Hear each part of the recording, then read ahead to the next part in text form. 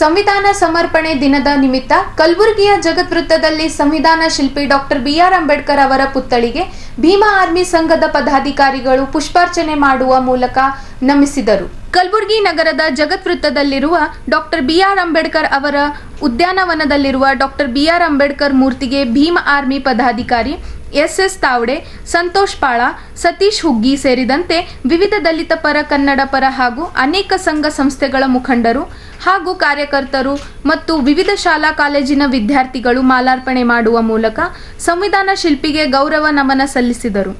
ಇದೇ ವೇಳೆ ಅಂಬೇಡ್ಕರ್ ಪ್ರತಿಮೆಯ ಎದುರು ವಿದ್ಯಾರ್ಥಿಗಳು ಸಂವಿಧಾನ ಪೀಠಿಕೆ ಓದಿ ಪ್ರಮಾಣ ವಚನ ಸ್ವೀಕಾರ ಮಾಡುವ ಮೂಲಕ ಸಂವಿಧಾನ ಕುರಿತು ಜಾಗೃತಿ ಮೂಡಿಸಿದರು.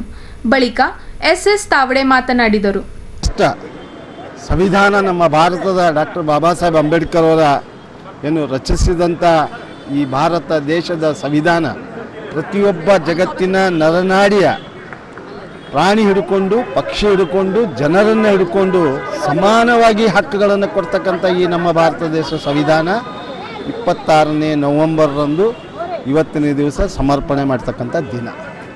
ಯಾಕಂದರೆ ನಾವು ಹೆಮ್ಮೆಯಿಂದ ಹೇಳ್ಕೊಳ್ಬೇಕು, ಈ ದೇಶದಲ್ಲಿ ಭಾರತ ದೇಶದ ಒಂದು ಇತಿಹಾಸದಲ್ಲಿ ಏನು ಇವತ್ತಿನ ದಿವಸ ಡಾಕ್ಟರ್ ಬಾಬಾ ಸಾಹೇಬ್ ಅಂಬೇಡ್ಕರ್ ಸಂವಿಧಾನವನ್ನು ಕೊಟ್ಟತಕ್ಕಂಥ ದಿನದಲ್ಲಿ ಏನು ಈ ದೇಶದ ಮನುವಾದಿಗಳು ದೇಶದ ಸಂವಿಧಾನವನ್ನು ಒಪ್ಪದೆ, ದೇಶದ ಧ್ವಜವನ್ನು ಒಪ್ಪದೆ, ದೇಶದ ಇತಿಹಾಸವನ್ನು ತಿಳಿಯದೆ ಅದನ್ನು ತಿರ್ಚಾಕುವಂಥ ಕೆಲಸಗಳನ್ನು ಏನು ಮಾಡ್ತಾ ಇದ್ದಾರೆ. ಈ ಮನುವಾದಿಗಳನ್ನು ಸಂವಿಧಾನ ಒಪ್ಕೊಳ್ಳಿಕ್ಕೆ ನಾವು ಆಗ್ರಹಿಸ್ತೇವೆ. ಯಾಕಂತಂದರೆ ಈ ದೇಶದ ಸಂವಿಧಾನವೇ ಈ ದೇಶದ ನಡೆ. ಯಾಕಂತಂದರೆ ಇಲ್ಲಿ ಈ ಸಂವಿಧಾನದಲ್ಲಿ ಜಾತಿ ಭೇದ, ಮತ, ಪಂಥ ಯಾವುದೂ ಇಲ್ಲ. ಹಾಗಾಗಿ ಈ ಜಗತ್ತಿನ ಸಂವಿಧಾನವನ್ನು ಇವತ್ತಿನ ದಿವಸ ಏನು ಬಾಬಾ ಸಾಹೇಬ್ ಅಂಬೇಡ್ಕರ್ನ ಶ್ರೇಷ್ಠವಾದ ಸಂವಿಧಾನವನ್ನು ಏನು ಅರ್ಪಣೆ ಮಾಡಿದ್ದಾರೆ, ಅವರಿಗೆ ನಾವು ಎಷ್ಟು ಹೇಳಿದರೂ ಚಿರೋಣನಾಗಿರ್ತೀವಿ. ಹಾಗಾಗಿ ದೇಶದಲ್ಲಿರತಕ್ಕಂಥ ಎಲ್ಲ ಜನರು ಯಾವುದೇ ಜಾತಿ ಪಂಥ ಇಲ್ಲದೆ ಒಂದೇ ನಾಡು, ಒಂದೇ ದೇಶ, ಒಂದೇ ಭಾರತ ಅನ್ನುವಂಥ ಮಾತನ್ನು ಇವತ್ತಿನ ದಿವಸ ಸರ್ವ ಜನಾಂಗದ ನಾಡು ಇದನ್ನು ನಾವು ಕಟ್ಟುವಂಥ ಕೆಲಸ ಭೀಮ್ ಆರ್ಮಿ ಭಾರತ ಏಕತಾ ಮಿಷನನ್ನು ಮಾಡ್ತೇವೆ. ಇದಕ್ಕೆ ಮುಂದೆ ಬರೋ ದಿನಗಳಲ್ಲಿ ಎಲ್ಲ ಜನಾಂಗಗಳನ್ನು ಸೇರಿಸ್ಕೊಂಡು ಬಿಟ್ಟು ಭೀಮ್ ಆರ್ಮಿ ಭಾರತ ಏಕತಾ ಮಿಷನ್ ಕಟ್ಟುವಂಥ ಕೆಲಸಗಳನ್ನು ಮಾಡ್ತೀವಿ.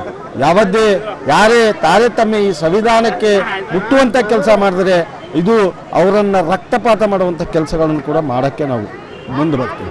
ಈ ಸಂದರ್ಭದಲ್ಲಿ ಭೀಮ್ ಆರ್ಮಿ ಪದಾಧಿಕಾರಿಗಳು ಹಾಗೂ ವಿವಿಧ ಸಂಘ ಸಂಸ್ಥೆಯ ಪದಾಧಿಕಾರಿಗಳು, ಶಾಲಾ ಮಕ್ಕಳು ಪಾಲ್ಗೊಂಡಿದ್ದರು.